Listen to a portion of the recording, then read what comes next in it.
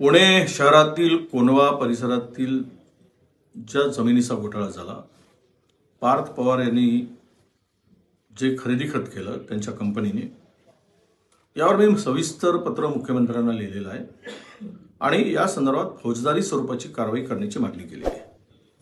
मुळात तहसीलदारावर झालेली कारवाई येवले नावाच्या ही सर्वे नंबर 62 या प्रकरणात झालेली आहे।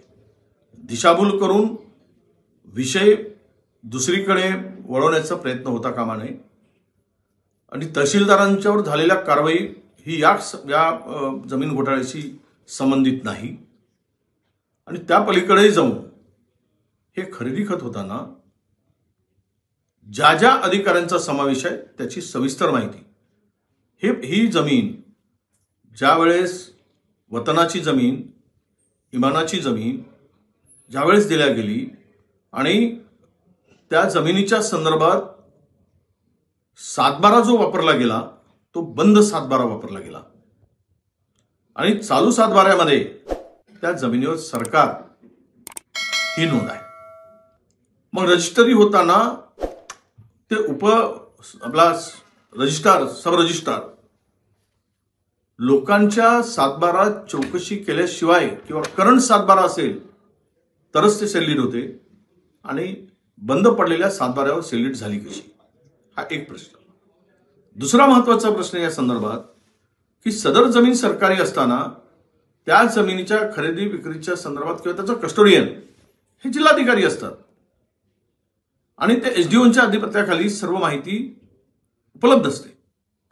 अशा वेळेस जिल्हाधिकाऱ्यांनी हात वर करणं, एसडीओने हात वर करणं हे मला वाटतं त्यातून स्वतःला वाचवण्याचा प्रयत्न आहे। या सगळ्या प्रकरणामध्ये कलेक्टर पासून एसडीओ पासून तर खालचे अधिकारी सर्व संगनमताने हा व्यवहार केला गेला।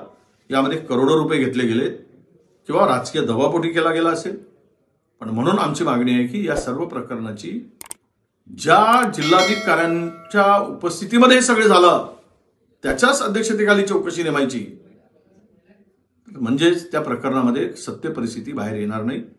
म्हणून मी सविस्तर 2 पानी पत्र मुख्यमंत्र्यांना दिलेलं आहे आणि त्यामध्ये ही जर चौकशी पूर्ण झाली आणि ती समिती रद्द करा, विभागीय आयुक्ताच्या अध्यक्षतेखाली करा, न्यायाधीशाच्या हायकोर्टाच्या अध्यक्षतेखाली चौकशी करा, तर या प्रकरणातलं सत्य बाहेर येईल। आणि सेलरीट रद्द करण्याचा अधिकार आम्ही सेलरीट रद्द आम्ही व्यवहार रद्द केला, व्यवहार रद्द अशा पद्धतीने होत नाही।